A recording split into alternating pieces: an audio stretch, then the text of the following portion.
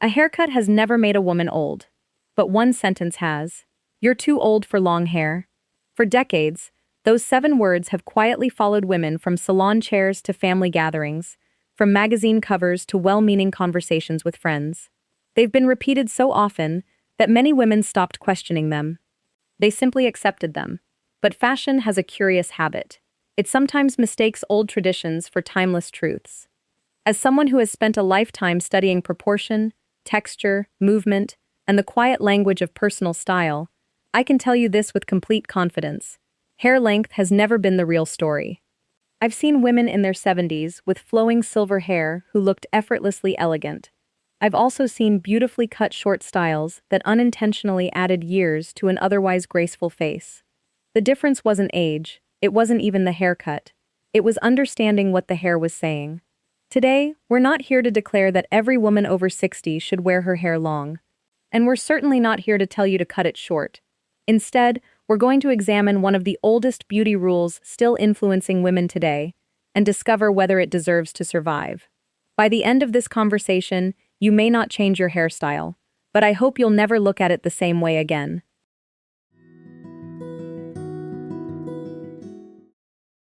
Every generation inherits a few fashion rules that nobody remembers questioning. This is one of them. At some point, someone decided that long hair belonged to youth, while short hair belonged to maturity. The idea spread so naturally that it stopped sounding like an opinion. It became a quiet expectation. But expectations are not the same as truth. When I began working in fashion, I became fascinated by how many rules had very ordinary beginnings. They weren't created because they made every woman more beautiful. They were created because they solved practical problems for a particular moment in time. Years ago, longer hair demanded much more care. Hair products were limited. Professional color services weren't nearly as advanced. Many women had less time to spend styling their hair, especially while balancing careers, families, and countless responsibilities. A shorter haircut often made life simpler. There was nothing wrong with that choice. The mistake came later. Convenience slowly transformed into advice. Advice slowly transformed into expectation, and expectation quietly transformed into judgment. Before long, women who kept their hair below their shoulders were no longer simply making a personal choice. Some were told they were trying too hard. Others were warned they looked inappropriate for their age. Fashion has repeated that message for so long that many women stopped asking the most important question: does this actually apply to me? Now here's the part nobody talks about. The most elegant women I've met rarely begin with rules. They begin with observation. They study their own features, their own lifestyle, their own confidence.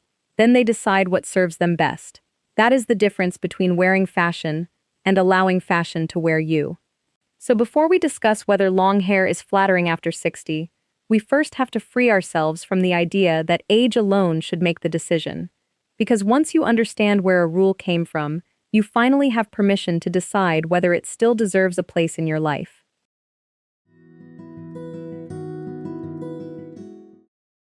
Let's imagine 2 women walking into the same room.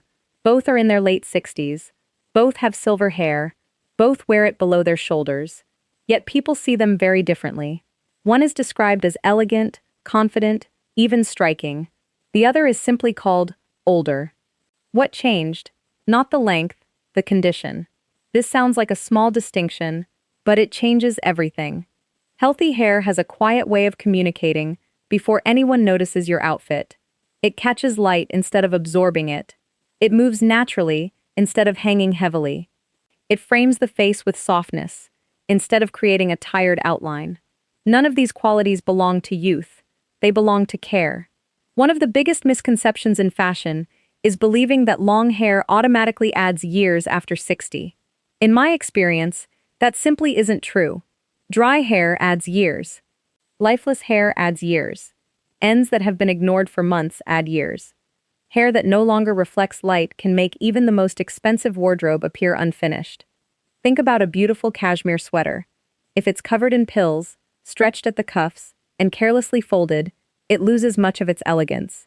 Not because cashmere stopped being luxurious, but because neglect always speaks louder than quality. Hair follows the same principle. Now here is something I often tell clients that surprises them. Your hairstyle is not separate from your wardrobe. It is one of the fabrics people notice first. When your hair looks healthy, your blouse appears more refined. Your jewelry seems more intentional. Even simple clothing gains presence, because the entire composition feels complete. Not trendy, not dramatic, simply complete. That is why I would never ask whether your hair is too long. I would ask a different question. Does it still look loved? Because a woman who cares for her hair sends a message that has nothing to do with age. She tells the world that she still values herself enough to finish the details. And in fashion, the details are almost always where true elegance begins.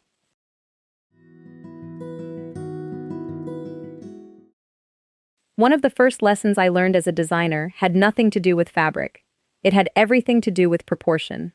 Beautiful design is rarely about a single element. It's about how every element supports the others. The same is true of your hair. Many women stand in front of the mirror asking one question. Does this hairstyle suit my age? I believe that's the wrong question. A better one is this. Does this hairstyle bring harmony to my face and body? Because your hair never exists on its own. It lives beside your eyes, your jawline, your neck, your shoulders, the curve of your posture, even the neckline of the clothes you love to wear. And this is where most women get it completely wrong. They judge their hair without looking at the entire frame. I've seen women with delicate features and graceful necks whose longer hair created beautiful balance. It softened the transition between the face and the shoulders, giving the entire silhouette a calm, elegant flow. I've also seen women whose hair had become so heavy and shapeless that it pulled every feature downward. The problem wasn't that the hair was long, the problem was that it no longer respected the architecture of the face. Fashion is full of invisible lines. Some guide the eye upward, others quietly pull it down. Your hairstyle is one of the strongest lines you wear every single day. That's why copying another woman's haircut rarely works, even when she's the same age. You are not borrowing her face. You are not borrowing her posture. You are not borrowing the way her hair moves when she walks into a room. Style has never been about imitation. It has always been about interpretation. The women who seem naturally elegant understand this instinctively. They don't ask whether a hairstyle is fashionable. They ask whether it belongs to them. And once you begin looking at your reflection as a complete composition, instead of a collection of separate pieces, you'll notice something remarkable. The answer was never hiding in the length of your hair. It was hiding in the balance of the whole picture.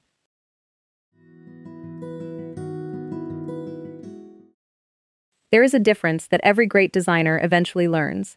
Trying to look younger and trying to look more alive are not the same thing. Unfortunately, they're often confused. I've met women with beautiful long hair who seemed uncomfortable in their own reflection. Every appointment at the salon became another attempt to chase the woman they used to be. More layers, more teasing, more curls, more highlights, more volume, more effort, and yet somehow less elegance. The irony is that age was never the problem. Fear was. Fear of looking older. Fear of becoming invisible. Fear of letting go of an image that no longer felt honest. Now here's the part nobody tells you. The most captivating women rarely look as though they're trying to defeat time. They look as though they've made peace with it. There is a quiet confidence in that kind of beauty. Silver is allowed to be silver. Softness is allowed to be softness. Movement is natural. Nothing feels forced. Nothing is asking for approval. As a designer, I have always believed that elegance begins the moment you stop adding things that don't belong. Sometimes that means removing a necklace. Sometimes it means simplifying an outfit. And sometimes it means allowing your hair to stop performing. This doesn't mean long hair should be plain or without personality. Quite the opposite. It should still have shape. It should still have movement. It should still reflect the woman you are today. But it no longer needs to imitate someone you were 30 years ago. Style after 60 is not about looking younger. It's about looking more completely yourself. When your hairstyle expresses confidence instead of resistance, people notice something extraordinary. They stop seeing your age first. They begin seeing your presence. And presence has always been far more memorable than youth.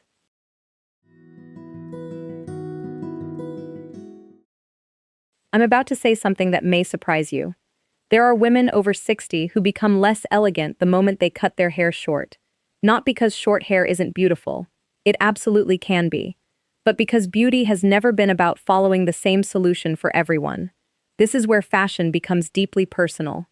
Over the years, I've watched women walk into a salon carrying more than a photograph of the haircut they wanted. They carried expectations. A friend had done it, a magazine recommended it, someone at church said it looked more appropriate, or perhaps a daughter gently suggested it would be easier to manage. None of those reasons are foolish, but none of them answer the only question that matters. Does it truly suit you? A shorter hairstyle reveals more. More of the neck, more of the jawline, more of the ears, more of the shape of the head. For some women, that's incredibly flattering. Their bone structure becomes clearer. Their eyes appear brighter.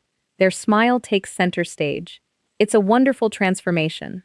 But for others, longer hair provides something equally valuable.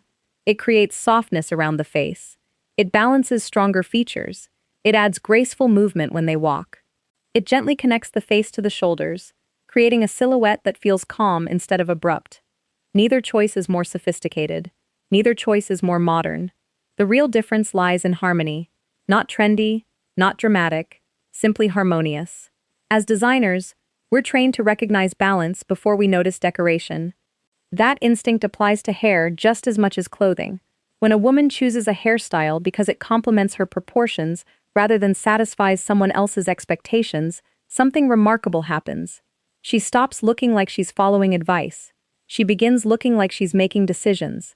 And there is a quiet authority in that. So if you've been wondering whether it's finally time to cut your hair simply because you've reached a certain birthday, may I offer a different thought? Perhaps the calendar has earned your respect, but it has not earned the right to make your style decisions. That privilege still belongs to the woman in the mirror.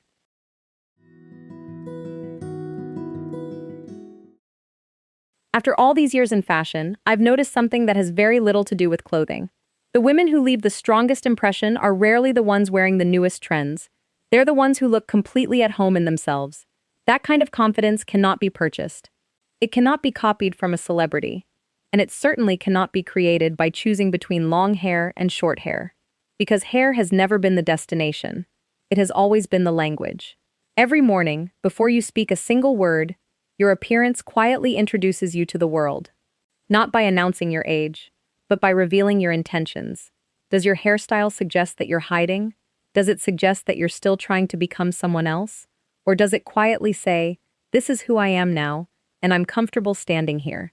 That is a very different message. And people can feel the difference, even if they can't explain it. This sounds almost too simple, but the most elegant women I've ever known share one remarkable habit. They edit. They don't add endlessly. They don't chase every new trend. They don't panic each time fashion changes its mind. Instead, they keep asking one beautiful question. Does this still feel like me? Not 10 years ago, not 20 years ago. Today. Because style is not a museum. You are not preserving an old version of yourself behind glass. You are allowing your appearance to grow alongside your life. Some seasons invite change. Others invite consistency. Both can be beautiful when they're intentional. So perhaps the real conversation was never about hair after 60. Perhaps it has always been about permission. Permission to stop apologizing for getting older. Permission to stop dressing for someone else's expectations. Permission to stop believing that confidence has an expiration date. Whether your hair rests gently on your shoulders, or falls halfway down your back, or ends just below your ears, none of those choices define your elegance. The decision behind them does. When your appearance reflects acceptance instead of fear, when it expresses intention instead of habit, when it honors the woman you've become instead of chasing the woman you used to be, your hair becomes more than a style. It becomes a signature, and signatures are never copied. They are deeply, unmistakably personal. If there's one idea I'd love you to carry with you after today's conversation, it's this. Fashion has always loved simple rules. Wear this, don't wear that. Cut your hair, grow your hair, dress your age. But real elegance has never been built on simple rules. It's been built on thoughtful choices. After a lifetime in fashion, I've become less interested in asking whether something is right or wrong. I'm much more interested in asking whether it's honest. Does it reflect the woman standing in the mirror today? Does it bring balance? Does it bring confidence? Does it bring peace? If the answer is yes, then you've already found something far more valuable than a trend. You've found your own style. And once a woman discovers that, she no longer spends her life asking for permission. She dresses with intention. She chooses with confidence, and she wears every year of her life with quiet grace. So I'd love to leave you with one question. If every beauty rule you've ever heard suddenly disappeared tomorrow, would you keep your hair exactly as it is today? I'd truly enjoy reading your answer in the comments, because every woman's story is different, and those stories are often where the best style lessons begin. If you enjoy thoughtful conversations about timeless style, graceful aging, and dressing with confidence rather than pressure, I hope you'll join me again by subscribing to the channel. In our next conversation, we're going to explore another fascinating question that many women quietly wonder about but rarely ask out loud. Until then, remember this. The most beautiful thing about your hair is not its length. It's the life you've lived while wearing it.